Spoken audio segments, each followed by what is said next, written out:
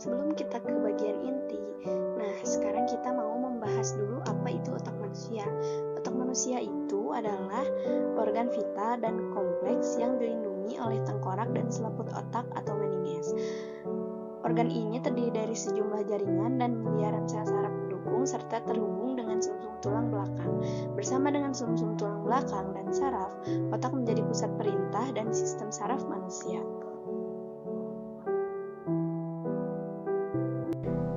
Halo teman-teman, jadi sekarang saya akan memaparkan sedikit materi tentang otak pada manusia.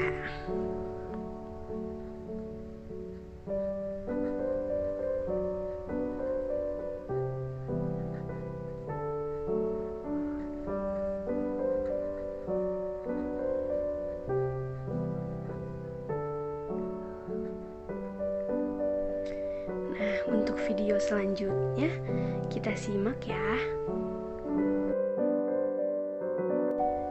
Di pembahasan yang pertama kita akan membahas tentang 3 bagian utama pada otak. Nah, 3 bagian utama pada otak tersebut ada cerebrum atau otak besar. Yang kedua ada cerebellum atau otak kecil. Atau juga ada brainstem atau batang dari otak tersendiri. Nah, di sini kita bisa mengetahui bahwa permukaan luar dari cerebrum itu bernama cerebrum cortex.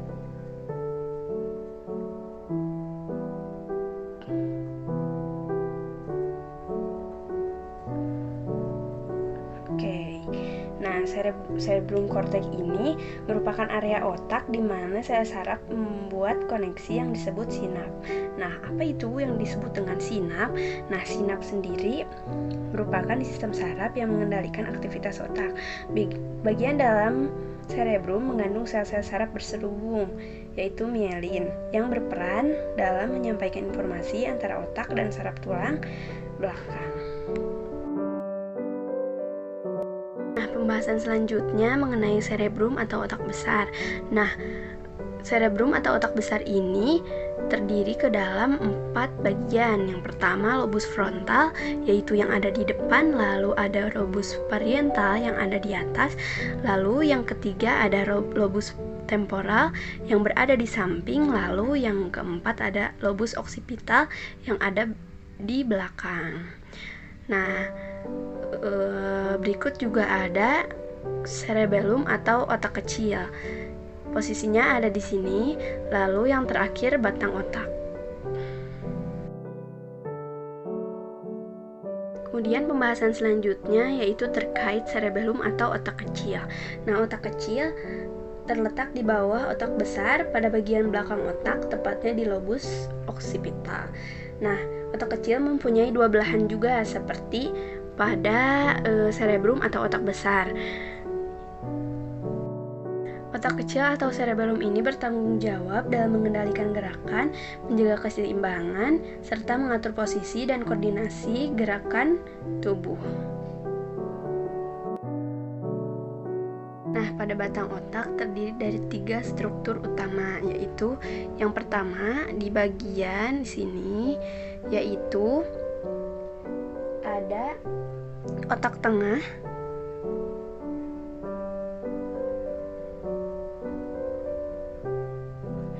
lalu di bagian yang menonjol ini disebut dengan pons.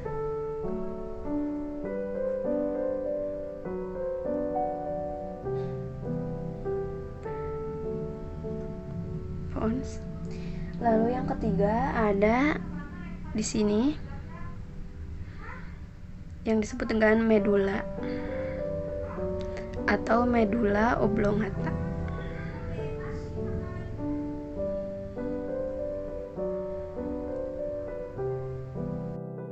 Tambahan dari lobus temporal ini mempunyai seikat serabut saraf yang terdapat di antara belahan otak kanan dan otak kiri. Nah, mengingat kembali yang tadi, lobus temporal ini kan berada di samping belakang kuping.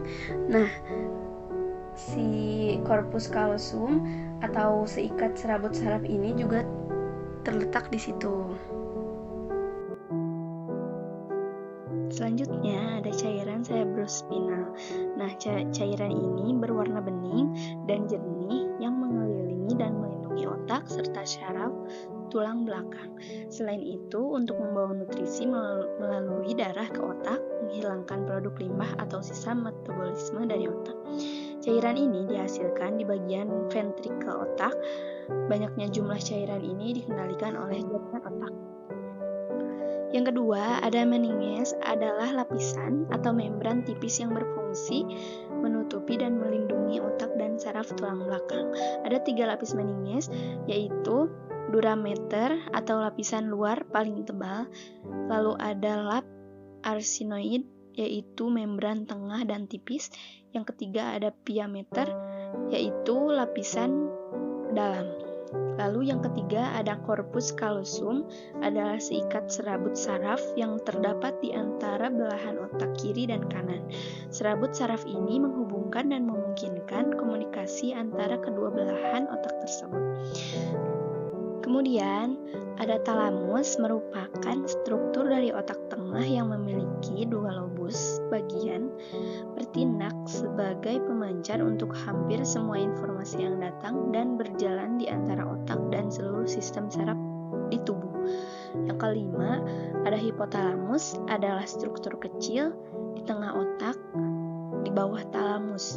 Fungsinya adalah mengendalikan suhu tubuh, sistem reproduksi, tekanan darah, emosi, nafsu makan, pola tidur, dan produksi hormon. Yang keenam, ada kelenjar pituitari atau kelenjar hipofisis, adalah organ kecil seukuran kacang polong yang terletak di dasar otak, menghasilkan hormon yang berfungsi untuk mengatur dan merangsang kelenjar lain dari tubuh untuk bekerja.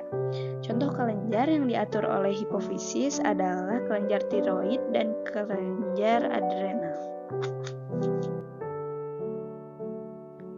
Yang ketujuh ada ventrikel. Ventrikel adalah ruangan berisi cairan di dalam otak. Ada 4 ventrikel otak, yaitu 2 ventrikel samping di belahan otak besar, di tengah otak, di belakang otak. Cairan di dalam ventrikel inilah yang disebut cairan cerebrospinal.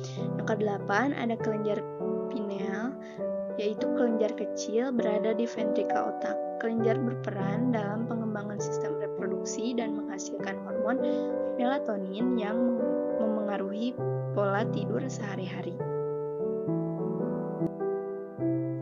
Nah, yang ke-9 ada saraf kranial. Terdapat 12 pasang saraf kranial dengan fungsi spesifik di area kepala dan leher. 1 pasang saraf kranial di otak besar, 11 pasang saraf kranial di batang otak. Fungsinya mengendalikan pergerakan otot wajah dan mata, memengaruhi indera perasa dan pengenalan, lalu menjaga keseimbangan tubuh, mengendalikan otot-otot dan kinerja otak di dalam tubuh. Yang ke-10, sistem limbik, berperan dalam mengendalikan amarah dan rasa takut, lalu memengaruhi daya ingat.